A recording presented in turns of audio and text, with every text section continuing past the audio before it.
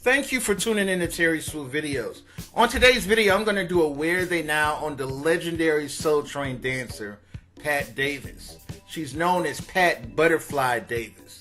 She's one of the original Soul Train dancers when the show first started in 1971. And she's a fan favorite. She was on the show for 5 years between 1971 and 1976. And she was born and raised in Fort Worth, Texas in the late 1950s. She moved to California when she was 5 years old, and she was raised in California. Now in 1971, she was only 15 years old. At the time, Soul Train had an age limit of 17 and older. But she was such a great dancer, they allowed her on the show anyway, even though she was only 15 years old. And she was one of the first female dancers to do locking and do it good. She also danced in a dance crew called Something Special.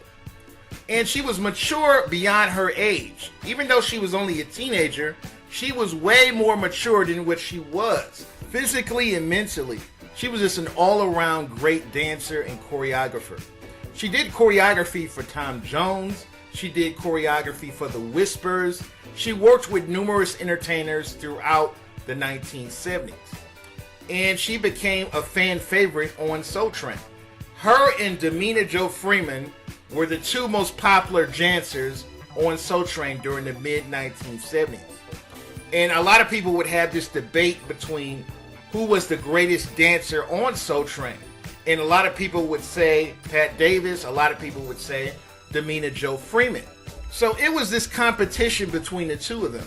When I did my top 10 video on the greatest female Soul Train dancers of all time, a lot of the former Soul Train dancers were telling me that Damina Jo Freeman should be ranked number one all time ahead of Pat Davis.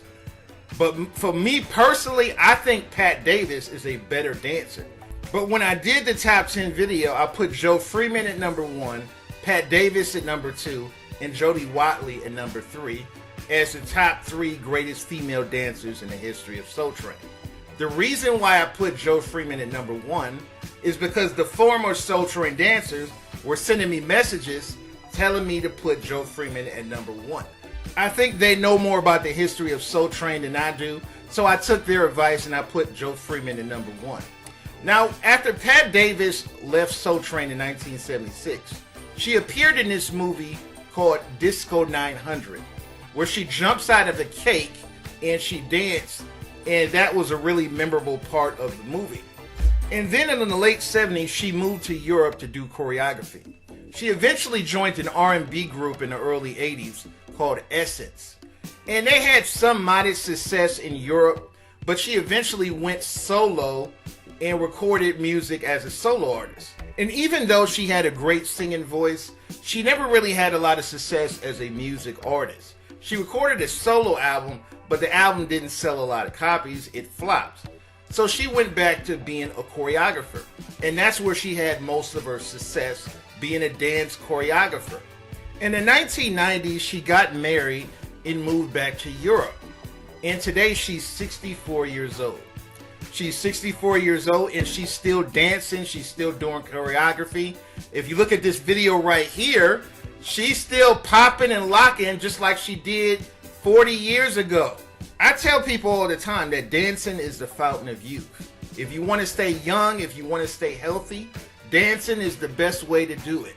This woman is 64 years old and she's dancing like she's in her 30s. She looks like she's in her 40s. She looks amazing. I'm just glad to see that she's still alive and well. I was always a huge fan of Pat Davis. A lot of people have different opinions about this topic. Leave a comment, rate, and subscribe.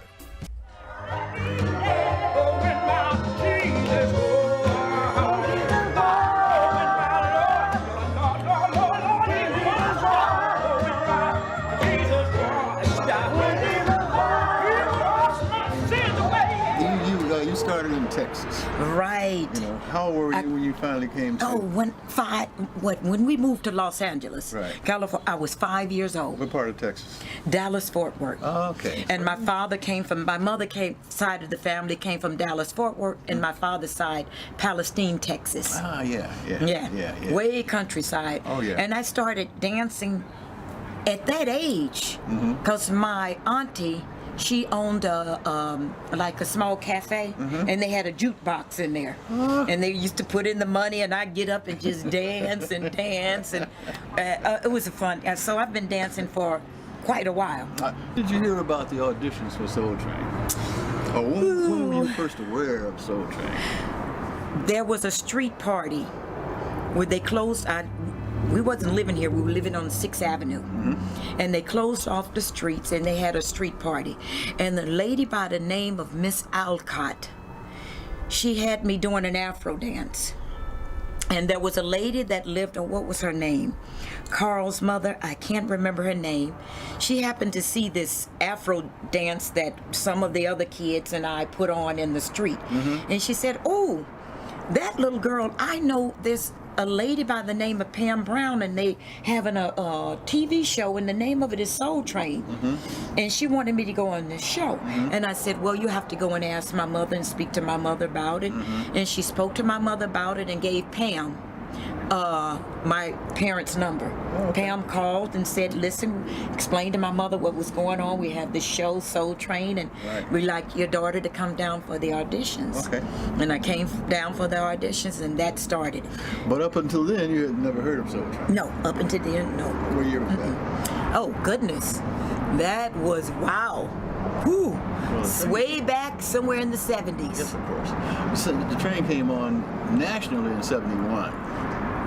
It came on in Chicago in like 69 or something. Yeah, well then I was on the first taping. Okay. Yeah. Yeah. The very first taping, so I was way back then. Don't ask no age. I'm not.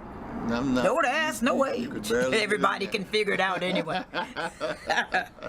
So what was your impression? I mean, how did you lose your shyness? You're in there with all these people, the cameras, the lights, and everything going on. You know what? Till this day, in Vienna, I still have that. Yeah. At this moment, I have it. But when the mess hits the fan, and I know I have to do it, I do it. Okay. So it's still there, and it just helps me. It pulls me, keeps me safe. This shyness keeps me safe. How did you get from L.A. to Europe? Were you on tour? Did you go? Did Carl grab you out of a crowd and say, "Come with"? No. Well, before I went to Europe, I traveled here a lot with the Whispers, Diana Ross, Tom Jones, and so many people. And then a singer by the name of Cat Miller, gave me a call, and she asked me, they wanted a male dancer that could break dance and sing.